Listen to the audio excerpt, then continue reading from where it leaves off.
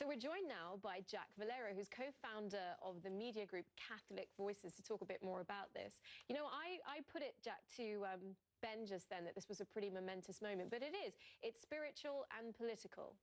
Yes, and this is the first Pope from the American continent meeting the President of the United States. It's a very, very historical moment. I think we could look at what they might agree on and what they might disagree on. What they might agree on is on the issue of tackling poverty, as we've heard. This Pope has been very outspoken, saying, I want a poor church for the poor, and he has condemned capitalism that marginalizes the poor. He's been very strong on that.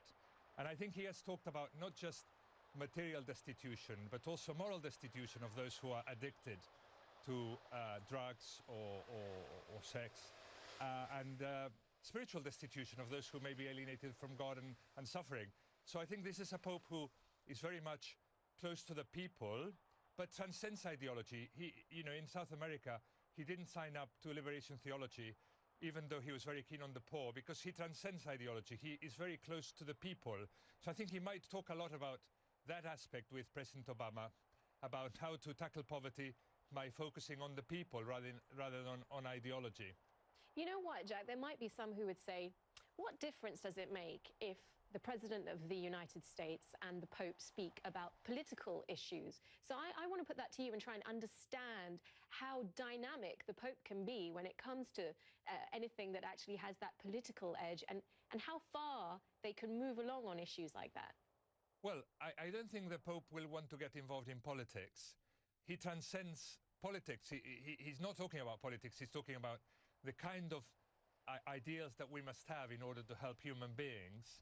And he has messages which are very important. I think this has been shown, for example, that after only a year, he has been on the cover of many magazines and named Man of the Year, because he's saying things that we need to hear. So I think he has many messages that are important for us, which transcend politics, which I think President Obama can listen to, as we can all listen to, and can help us to tackle these issues of poverty and alienation. Very briefly, if you would, Jack, and as we see these live pictures of the motorcade, it's all very exciting over there in Rome right now. I just wonder, would the Pope be sitting there, would Pope Francis be sitting there thinking, you know, this is my chance to say to the President of the free world, or the, you know, the leader of the biggest country of the free world, that somehow we've lost handle of our values, have we? Well, this could be, you know, but the Pope is somebody who's not a tyrant. He likes to give authority to the bishops, and the bishops have had a bit of a tiff with President Obama over the contraceptive mandate, over the fact that they have been forced to, or they are being forced to provide contraception and abortion services against their conscience. And I think he leaves it to them to say this is a bad thing, and he doesn't want to interfere with that process. You know, the bishops in the United States know the politics of the United States and how they affect people and the church there. But I think that the values of the Pope are very clear, and when the President meets him, he can see that, you know, these are values that are good for the whole of humanity, and I can be here and I can espouse those same values.